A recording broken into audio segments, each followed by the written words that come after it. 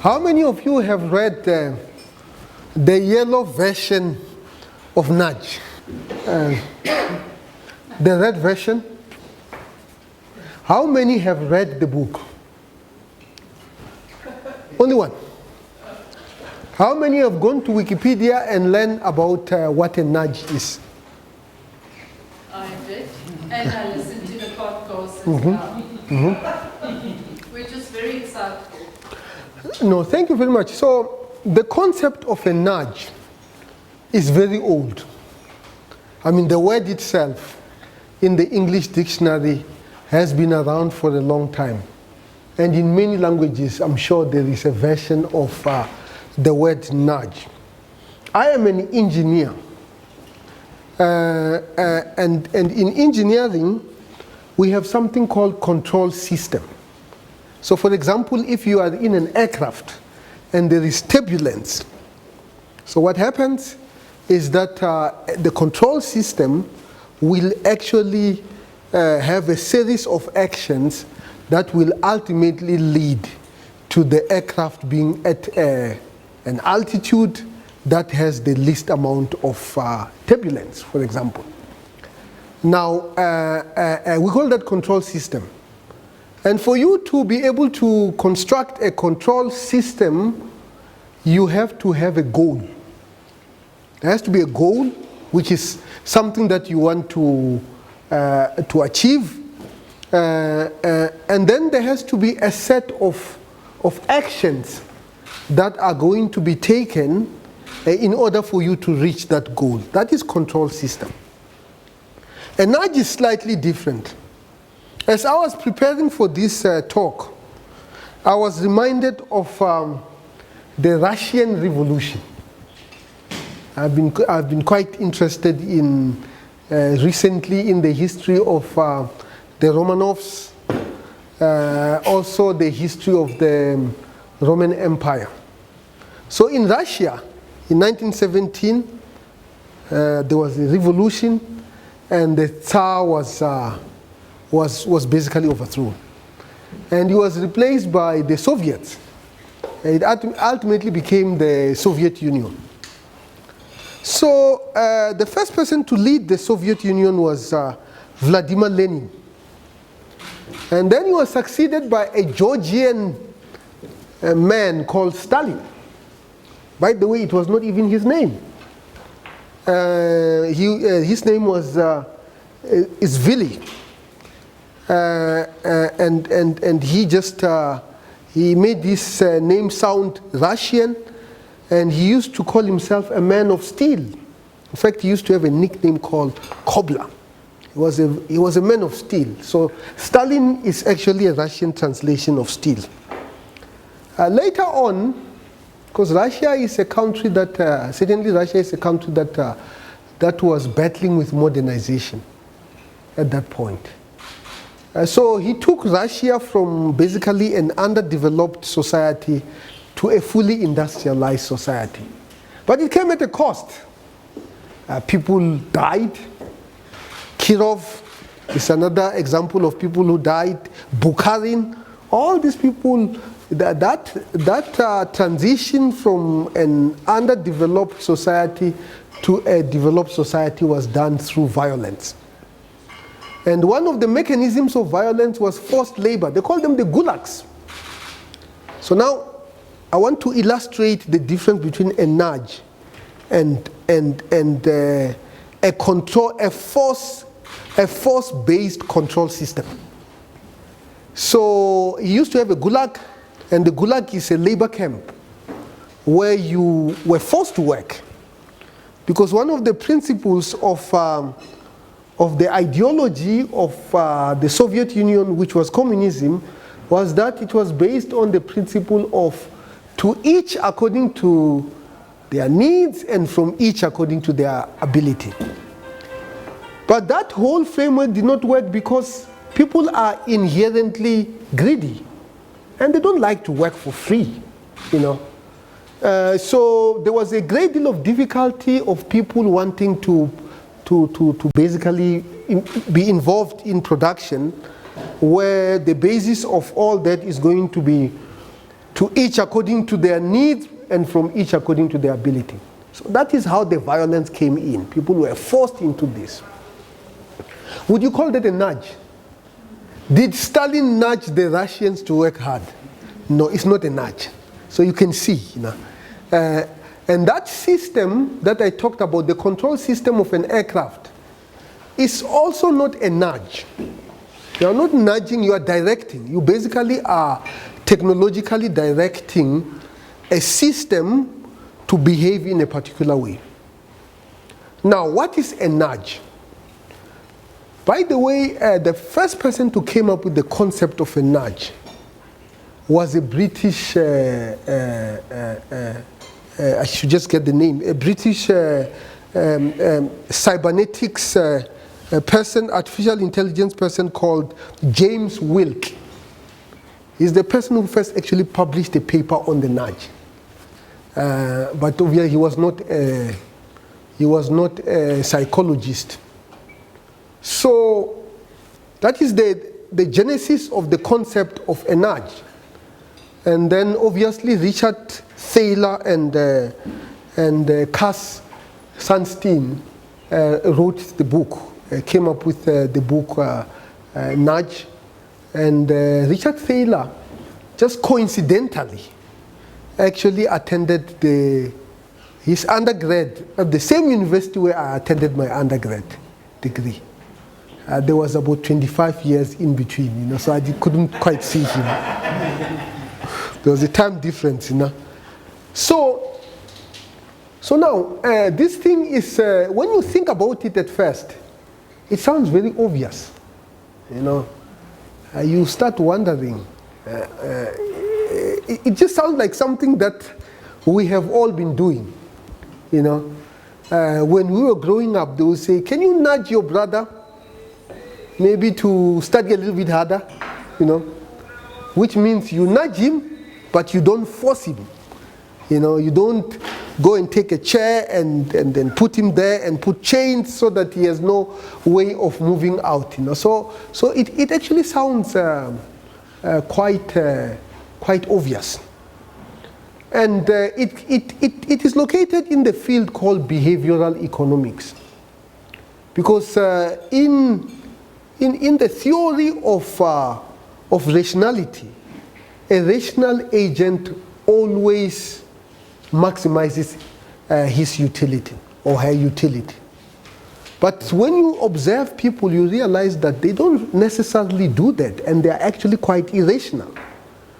And because people are irrational and they are non-linear, maybe in mathematical terms we'll call them non-linear, they can be subject to manipulation.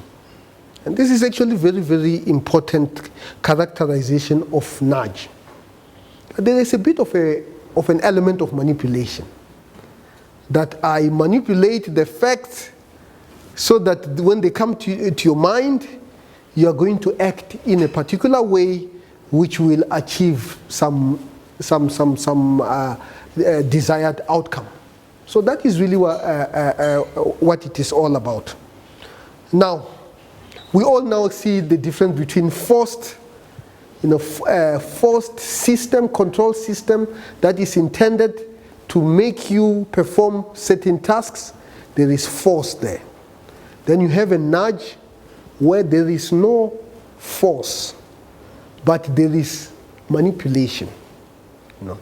That manipulation might be based on some form of reinforcement.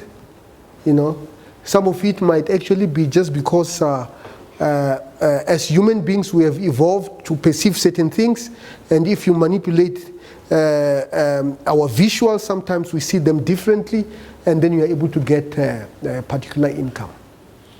Recently I went to Woolworth, and when I was at Woolworth I was looking for chocolate while I was at the till. Almost to get to the till. So I was asking myself, I look around, I couldn't see chocolate. It was here at Rosebank. And then I know there must be chocolate somewhere in the shop, and the line is long. Is that short line where you must have like less than 6 goods. The line is long that if I disappear, I will have to come and stand at the back, and it will take a long time. So I ended up leaving Woolworth without my chocolate. Then I later found out that no, Woolworth has actually adopted the theory of the nudge. So they want people to eat healthy. And what they are doing now is that at that till, the sort of goods that they have now, if you go to certainly the one in Rosebank, are actually vegetable crispy chips and so on and so forth, instead of the nice stuff that we are almost used to. So that is an element of a nudge. So you are almost manipulated to choose things that are good for you. And we'll talk a little bit later about sludges, because there's also manipulation that will lead to you being worse off. So you have good nudges and you have bad nudges. Bad nudges, they call them sludges. So that is really what Woolworth is basically doing. And then discovery, vitality. I bought an Apple Watch. And every now and then it will remind me that I have been sitting for too long. And if they really want to make that nudge much more effective, they might even put information on what sort of diseases you will get if you sit for too long. And if they really want to be even more effective, it's always more effective to use pictures than to use words. You understand what these nudges are. So it's basically the principle of trying to obtain a particular outcome, based on manipulation of your mind. And there are many elements of the mechanism that you need to employ in order to get that. It can be visual, it can be linguistic, it can be organizational, like what they are doing at Woolworth, and so on and so forth. Linguistic, and this is a bad nudge. So you go to Facebook. The model of Facebook is basically for you to give them your data in exchange of your in exchange for the account. But before you actually get into Facebook, they present you with a contract. That if you press yes to that contract, then you can have access to Facebook. It's the same principle for Twitter. If you say no, then you can't have a Facebook account. But it is in their interest for you to say yes. So you have these people who go and design a nudge that will absolutely incentivize you to say yes. So they have this contract, and this is what I hear. And I've tried to do it. I tried to read those contracts. After a few sentences, I'm almost falling asleep. And the reason for that is because they are nudging you not to read. In fact, they are nudging you not to understand what is in that contract. Do you get, So, the other example, part of the reason why I am physically fit is because I exercise. And I'm a member of Virgin Active. It is much easier to join Virgin Active than to actually unsubscribe. That is true. I mean, let me tell you a personal story. I was a PhD student in England at the University of Cambridge. And when I came back, I still had an account with Barclays. And then I realized that it is going to negative. So I start owing them because it's not an active account. So I called them and I say, I want to I want to close the account. It was the most difficult thing to do. Firstly, the toll-free number did not quite work when you were in South Africa. So I was paying. And I asked, so why? I said, you need to write so that we can close your account. Of course, they can be able to close it over the phone. And the reason why they wanted me to write is because the more barriers you put on the way, the more people you can catch who are about to jump off your account. So this is the theory of nudge. Now we're living in an era where we are all connected to the internet, to Facebook, to Twitter, and also the era where nudges are becoming electronic and they are becoming much more effective. Now, what is the meaning of democracy in an era where it is actually scientifically possible to nudge you to vote in a certain way? So that is actually the things that we need to start being worried about. That these big companies actually know about you more than you know about yourself. And they have mechanisms, technology, and knowledge to be able to nudge you to behave in a certain way. What do all these things actually mean?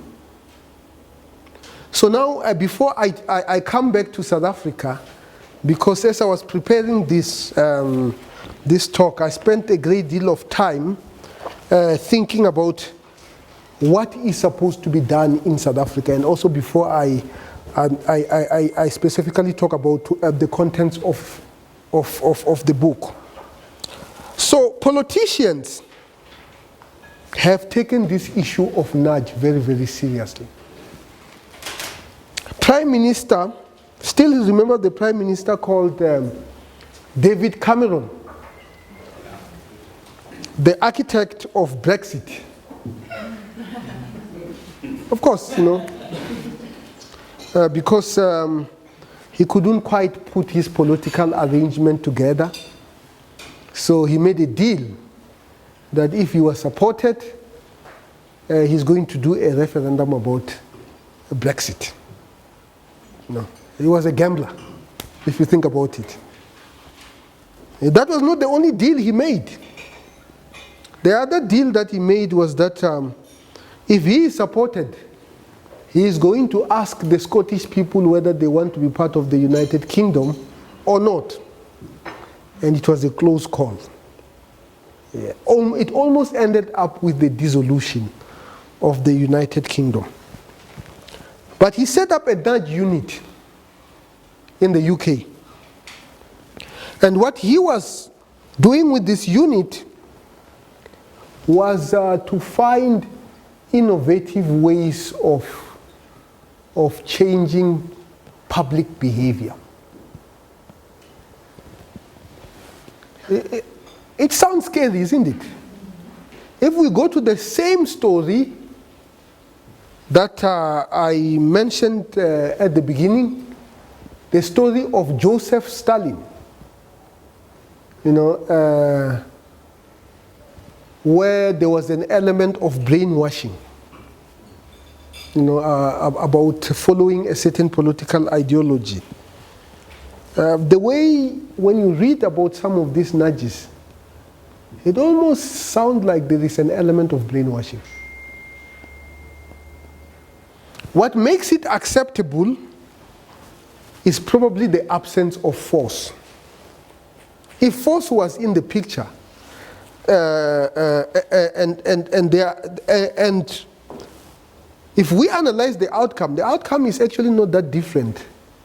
The outcome that we get out of this nudging of people is not too different from somebody who is sent to a re-education school and be made to repeat statements many, many times over. As we speak today in England, you have this nudge units have run more than 750 projects. And many of these obviously are good.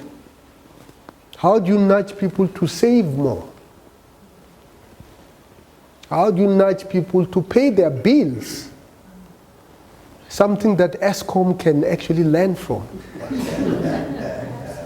Given the fact that they are owed 16 billion rands by certain neighborhoods. And it's not only the United Kingdom that have started using nudges. The People's Republic of China probably has the most sophisticated system of nudges of them all. They have just introduced something called a social score. So they have all these cameras that are looking at what is going on. If they know who you are and they know what you're doing, if you cross a red robot, you are scored. If you have a parking ticket, you are scored. If you forget to pay your bill, you are scored. And this social score is available to businesses. The banks, for example, have access to that, which basically means that if you want a loan, you might not be able to get it because of your past behavior. Apparently, if your score falls below a certain level, you are not even allowed to book a flight. You are not, remember, this is behavior. This is what you do.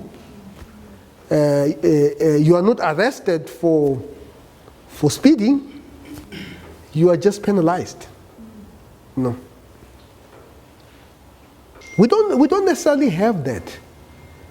When I was living in the United States, they used to have a rule that if you get, I think, four tickets, your license was automatically suspended.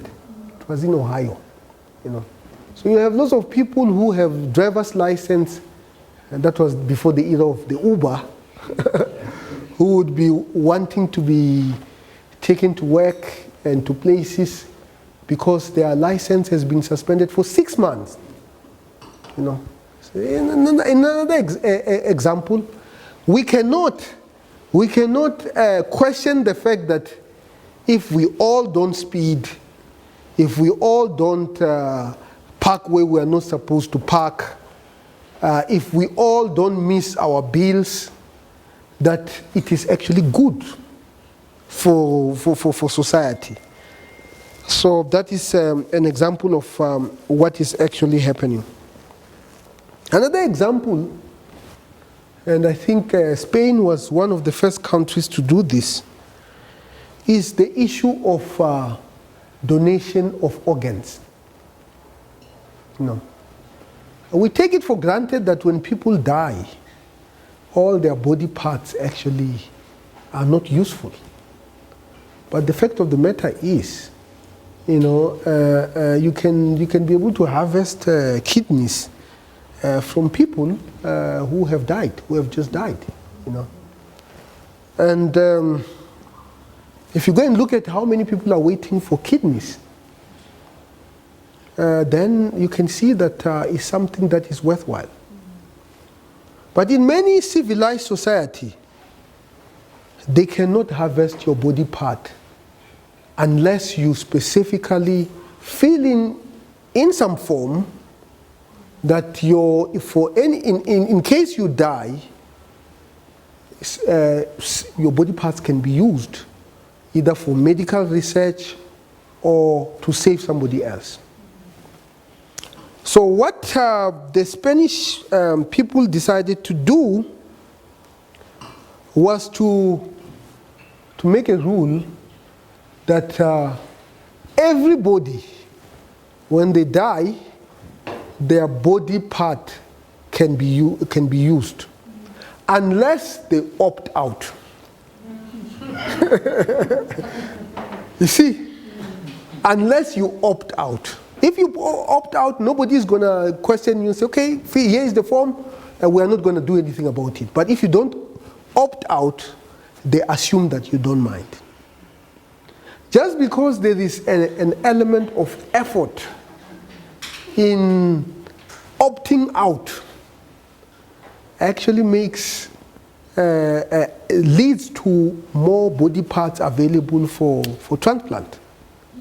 You know. Look, I mean, we can argue that there will be somebody who probably would just never have the time to go and opt out. So circumstances have not allowed the person to be able to go and opt out. But if it was easier to opt out, the person would probably have opted out. So there are some ethical issues around that. And in the UK, the pension system, they're quite worried that you have more older people in a society than young people. And what they decided to do was that automatically, I mean, the whole concept that we have here also in South Africa, that if you go to some form of employment, formal employment, that the issue of some money going to pension is actually quite, it's automatic. In fact, it's a law. That one is not, do you think that is a nudge? Is that a nudge? No, that's force. No, that is a force. Like, for example, you can't go, if you go if I go to my employer here at University of Johannesburg, by the way, I'm also an employee, you know. In case you were wondering. If I go there and say, you know, I don't really need to pay for my pension. They will tell you that no, it is illegal. The law says that at least a certain amount of my income has to go to pension. And in many cases, when people are about to retire, you realize that they tend to increase that percentage of saving, whereas when they are younger, they don't increase it, and sometimes the young people even change jobs in order to cash out on their pension, isn't it? So there is a need for some form of a nudge to be able to deal with these issues. The Discovery Health Vitality Rewards checks how many times you go to the gym, and based on how many times you go to the gym, the amount of money that you actually pay, your premium is dependent on how active you are. Not too long ago, I went to my doctor, and I use a Discovery card. And when I arrived at the doctor, they present me with a form. And the form basically says that, do I agree that all my medical records now can be sent to Discovery? And in exchange, I will get a lower premium. What do you think I feel? Eh? Of course, there's an incentive. The incentive is that my premium is going to go down. I actually think that it is to my interest for any insurance company not to know my behavior. It is to my interest that my car insurance does not know how I drive. It is to my interest. It is to my interest that the insurance company should not know my intimate medical records. Because now, what is happening is that they are cross-linking people. You know, if you are on Discovery and your brother is on Discovery, they can get a lot of health information about you from your brother. When your brother starts getting sick, they also start getting worried about you getting sick. Because part of the diseases are actually genetic, isn't it? You know, you do know when you go to a doctor and they'll say, has there been a family member who has had this disease and so on and so forth. And now because of the collection of data that has expanded so much, we are living in an era where this information is readily available. Now, coming back to South Africa, okay, maybe just one last example,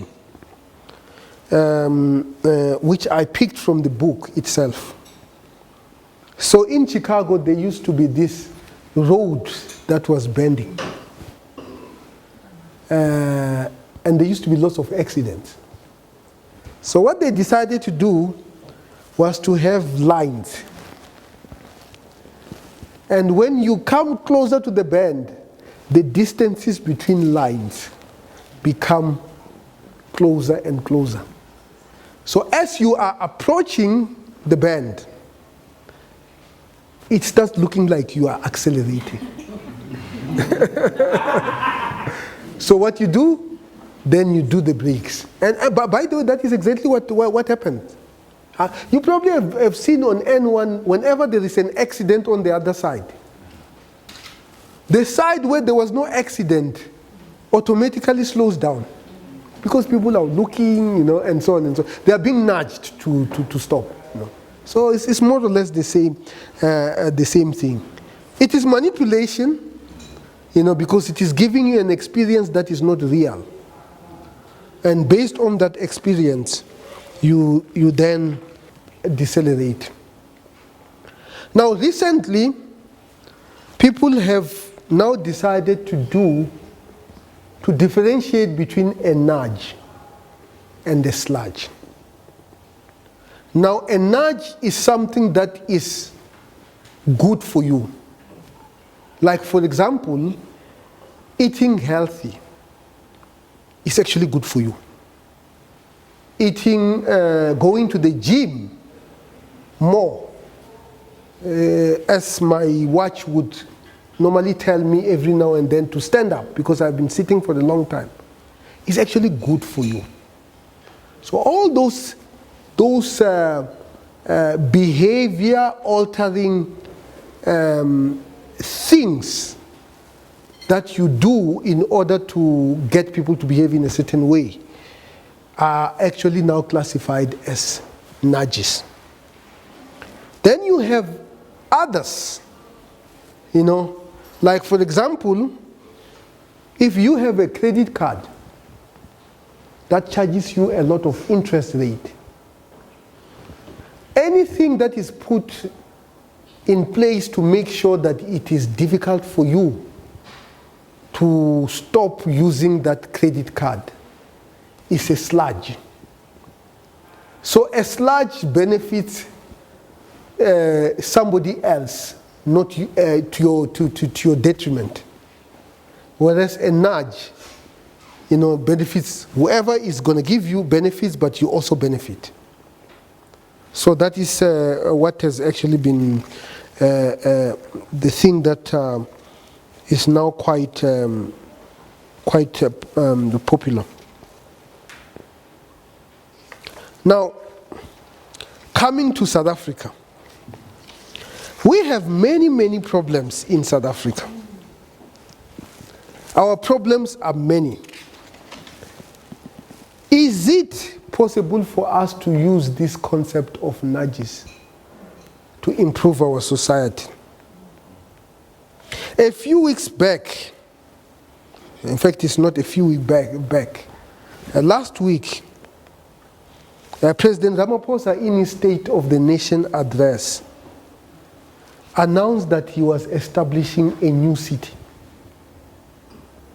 Do you think it's a good thing or a bad thing? This city is going to be in Lanseria.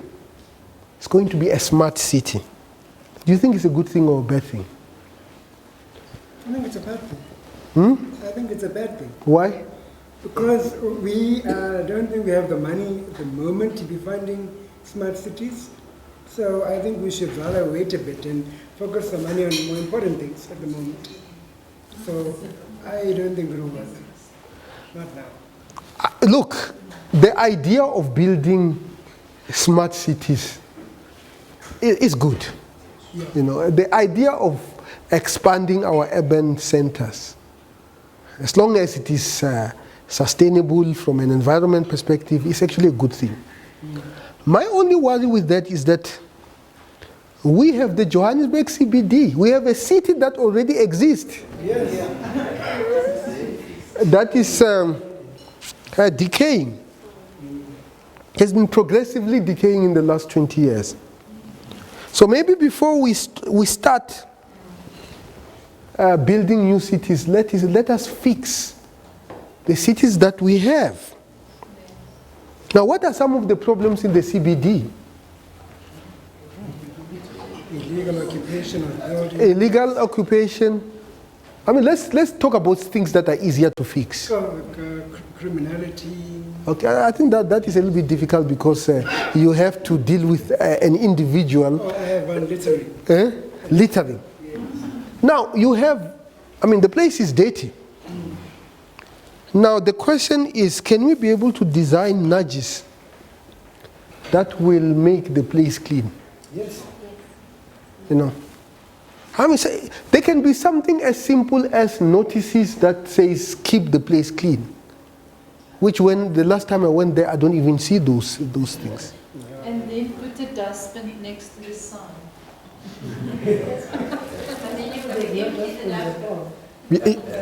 Yeah.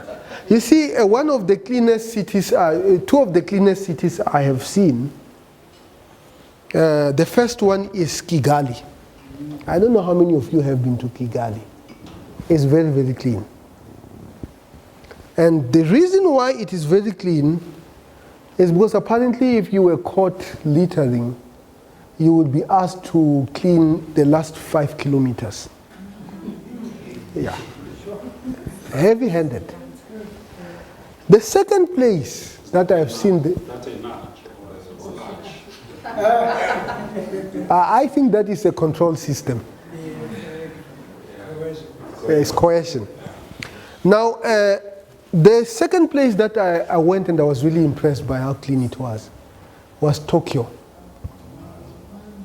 And Tokyo is, one characteristic about Tokyo is that you don't really see dustbins. You don't see it. And what I later learned is that the Japanese actually work with bags, small bags. For the whatever, if they go and eat a banana, they will put that banana peels into that small bag. And they will take it back home and they will put it in the dustbin at home. And normally they have quite strict rules that this is for bottles, this is for things that can be decomposed, these are for yeah. Just to affirm what you are saying this year about the Japanese, because they take that very seriously, even issues of environment, soil erosion and the likes. But something that stands out for me is during the World Cup in Russia. Immediately after the team played, after that match, the president of China among the crowd in the stands. So she led a cleaning campaign. Just picking up and collecting all the litter around the area that they were. Whereas when I went to Kigali, at the airport, they tell you that no plastic. They search you for plastic. And sometimes, you know, in South Africa, I don't know why people do it. In South Africa, they go and wrap the, you know. And when I arrived there, they told, and I was one of the people who used to do that. So when I arrived in Kigali, they told me to remove it, and they asked me whether I have any bag, any plastic, which you don't. And there is no plastic. You can't find plastic in any of their shops. It just doesn't exist, you know. So except obviously, even their drinking things, it's not plastic. Quite interesting. So that is not a nudge. So for us to clean our environment, and maybe that sort of system cannot be applied in South Africa. I don't think you can be able to coerce people as easier as it is done in many countries. So what we need to do is to do the nudges. You know, it starts with signage. Here at University of Johannesburg, I just realized that we don't have any keep our campus clean. I've seen a few. Oh, okay. You just need more dustbins in the lecture halls. Okay, now that's fine. So, and I've already talked about nudging people to pay their electricity bill. Last year, it was reported that in South Africa has 25 million people, credit consumers. These are people who go and borrow money from other people. And you can go and borrow money from the bank. You can go and borrow money from the mashonisa. You know what I'm talking about. Mashonisa is their money lenders. The interest rates are very, very high. They can be as high as 50%. And when you go and borrow money from Mashonisa, you give them your ID card. You give them your ID card and you leave them with your card and a PIN. By the way, this is not something that happens occasionally. It happens all the time. I have an uncle who is a mashonisa. And when I go there, he has stacks and stacks and stacks of cards. And at the end of the month, he actually is the one. He goes and take out the money himself. And then comes and give you the money. So we have 25 million credit consumers, and 10 million of those were falling behind with their payments. How do we nudge South Africans to save more? And South Africans buy things that they're not supposed to buy. I see my undergraduate students, first year, with the latest iPhone or Samsung. And when you talk about certain brands, like Nokia, okay, maybe it has a different name now, they don't even want to hear about it. So how do we nudge our students to actually start saving more? And of course, saving more means spending less. It means, seeking those discounts. How do we nudge you to go and seek those discounts so that you do not join the 10 million who are falling behind with their payments? Another issue that is a wicked problem in South Africa is the issue of corruption. Corruption actually robs people of their futures. And of course, corruption is both in the public and private spaces.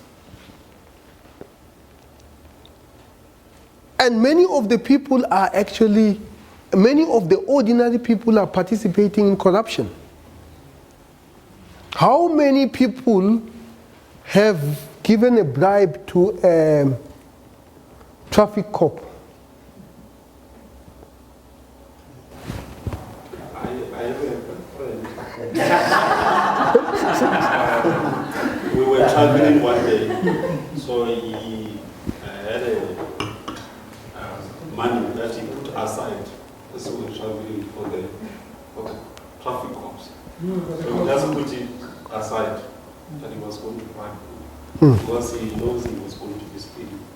And somebody told me that they even put it there so that the traffic cops can see it.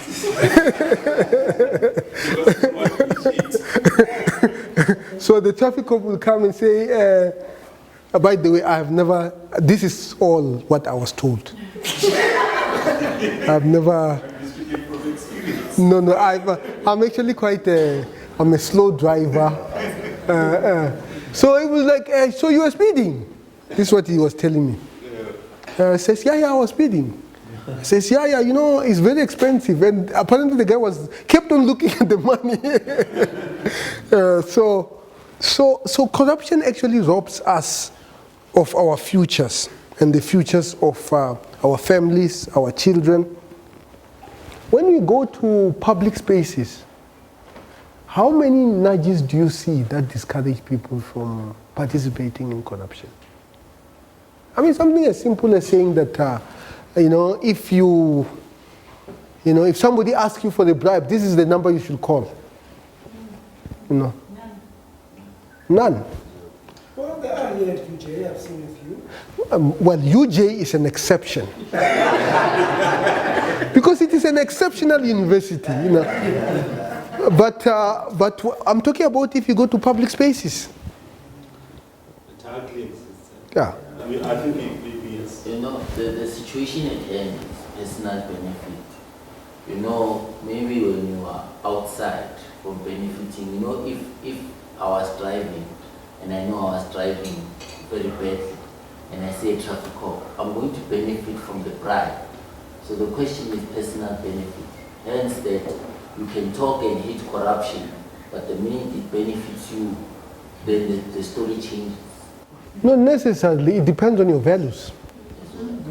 But also to the contrary, I once had a conversation with the former public protector on issues of corruption, why it's so endemic in this country. And she says, if you are a public official and you are in a municipality as a public representative,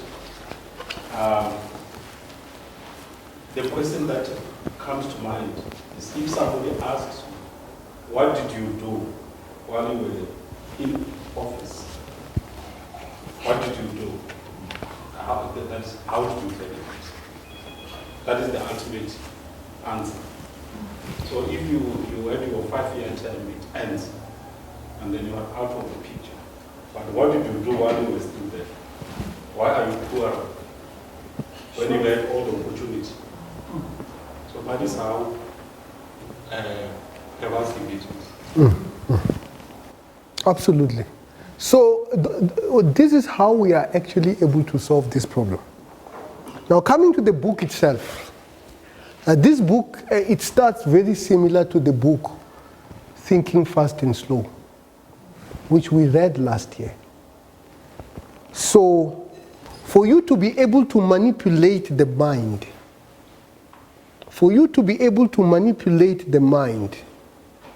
you are supposed to understand how the mind works. And in Kahneman and Tversky, he basically says our mind is divided into two systems. System 1 and System 2. And System 1 is quick and it is fast, and normally it's not as accurate. Whereas System 2 is when you start calculating.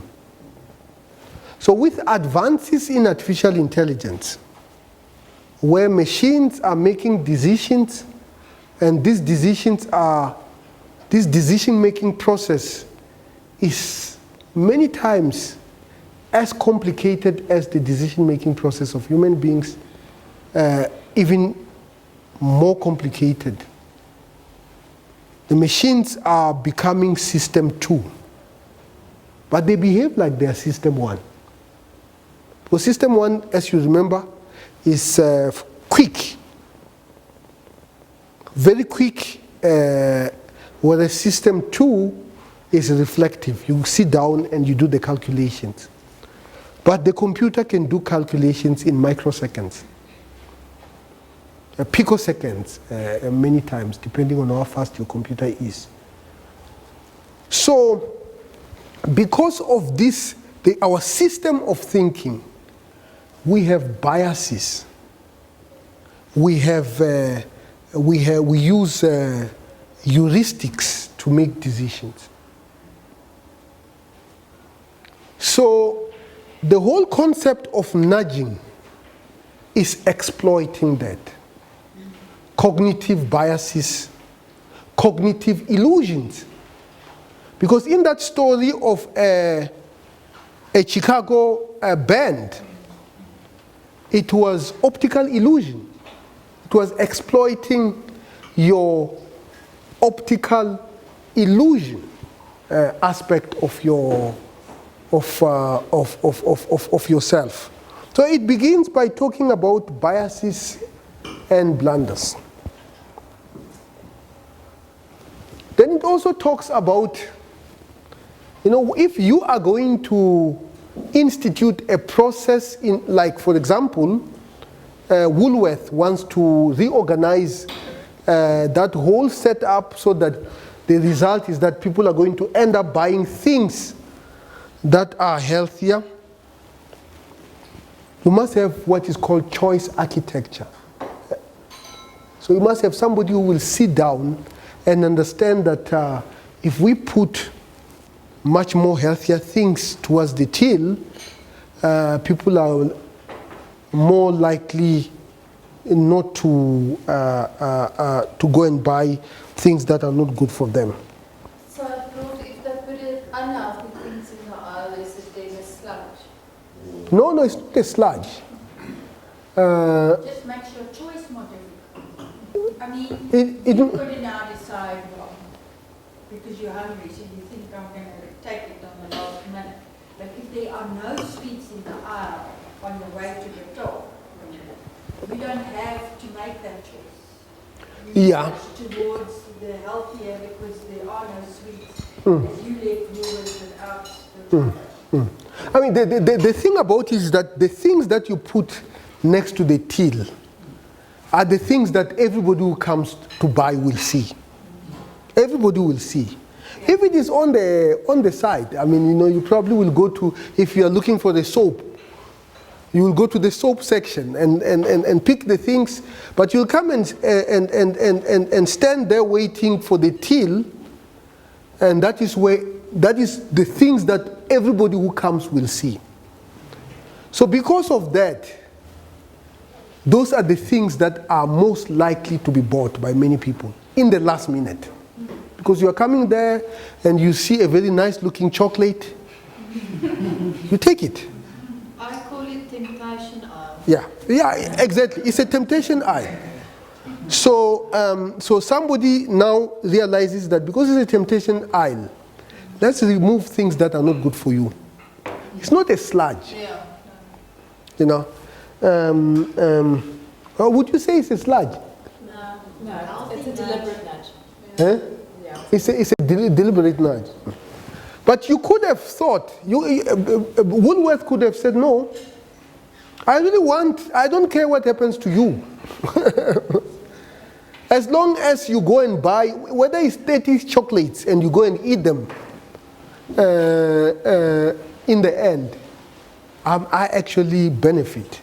Now the question that you need to ask yourself is, what does Woolworth gain by putting healthy things next to the at that aisle. It's clear what discovery gains by making you walk. Because if you walk, you are less likely going to be sick.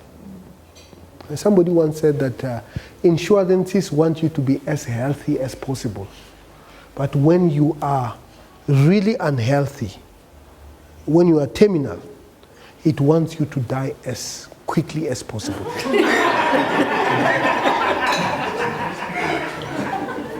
He used to work for an insurance company. Is that so? If they were purely capitalist, yes. But they are purely capitalist. Many of them are. Yeah, because they're there. So, and by the way, it's a logical thing because apparently people spend, they say if you collectively look at how much money you spend at a doctor, with a doctor, they say almost 60% of it is in your last few years of your lives. You know, because when people are about to die, they have bigger diseases that are much more expensive. You know, whereas when you are in your 20s, you are dealing with flus and little things. Occasionally you will have big things, but you know, so. And then the second one, Sorry, PC, earlier you said in our country, we don't see much of nudging. Yeah, nudging. And you obviously did not give the reasons, but I'm sure that's not the issue. I'm sure the reasons are obvious. But I think the government is resorting to things like taxation, as we see it in smoking, drinking, the imposition of tax to discourage people from smoking and drinking. And the likes. Which is coercion in a way. I'm just trying to... The smoking is actually not a nudge. Because if you smoke, in a restaurant, they literally will force you out. They will say, go out, you know. Yeah. So if a nudge is if they make it a setup, they set it up so that you tend to go out and smoke outside. But I think Yes. I think the example that Lebogang was talking about is that the government imposes taxes on cigarettes to discourage smoking. Okay. Yeah, that is a nudge. Yeah, and I think he was arguing that was a nudge. Is it a nudge necessarily? No, it is a nudge. I think I get it. That's Yeah. really a nudge. Yeah. Yes. Because a nudge means you can opt out. Yeah, you could still do it, you just pay more. Yeah. You're not banning cigarettes. You have an option. You have an option. You have an option. Less desirable. Exactly. So that is a nudge. Some nudges have all of them must have force. It might be an invisible force. It might actually be an invisible force. And then the second part of the book is about nudges around money. Yeah. How do you save more and so on and so forth? And how do you invest? And then the third part of the book was about health. You know, issues of donating body parts to those who need them. You know, how do you increase the general health of people, exercising more. And then he talks about freedom, improving school choices, for example, nudging people to invest in schooling and so on and so forth. So this is really what the book is all about. When I was when I finished the book, I know this is recorded, and it's a bit controversial. And Cass watches your Twitter. Cass Sunstein watches your Twitter. Now, this is quite controversial. You know, Richard Thaler won a Nobel Prize in economics. And Nobel Prizes in economics are actually quite controversial. I'm reminded of an Israeli person, Professor Oman, who won a Nobel Prize. And he won a Nobel Prize for discovering that if you are going to use a particular service over a long period of time, there is an incentive to develop a relationship between the two. So that person, there's an incentive to give you a good price. For example, your corner shop. There's an incentive for you to, you know, to give each other good deals, isn't it? You know, but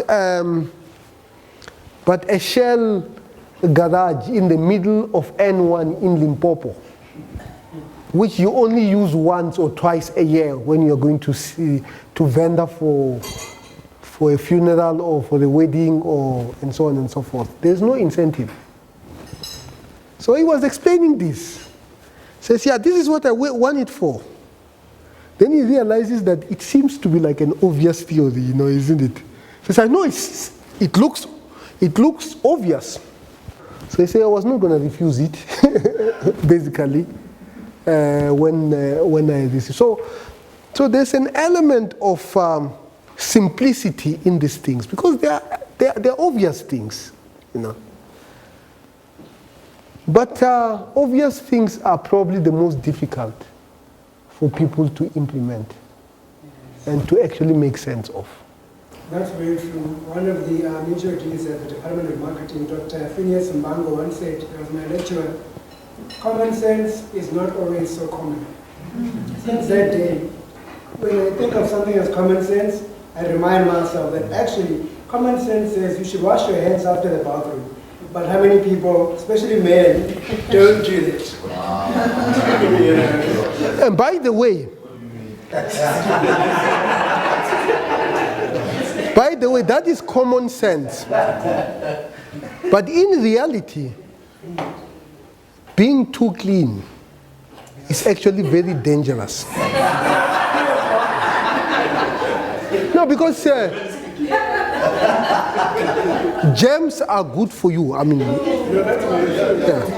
You know, if we go and put you in some highly clean environment, the moment you walk out of that environment, you're gonna die because of some simple flu. Well, that's very true because your body isn't used to that. Yeah, exactly. That is why they put the fly in the urinal of men's toilet. Yes. Okay. No, that one was a nudge. By the way, the first time I saw this, I saw it also. Singapore also has this thing. So the urinal of they put a fly, and the argument is that before they put a picture of a fly, the place was messy. Just by putting the picture of a fly, it became very clean. I think there are arguments that if you are using it every day, maybe it no longer registers in your mind. Because the argument is that it grabs your attention involuntarily. And because of that, you don't miss. You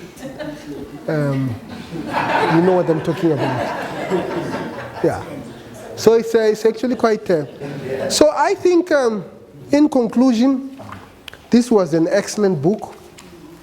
It's a book that our government must learn from. I think other governments that have specifically spent a great deal of time investing in understanding nudges benefited from it. One of the co-authors, Cass, actually was appointed to deal with issues of Najis by Barack Obama when he was president. And so these are important things that also need to be incorporated into our body politic, into our policies, so that we are able to make the choices that are good for us as a society, good for us as a community, and good for us as individuals. I think this is really what it is all about. So thank you very much.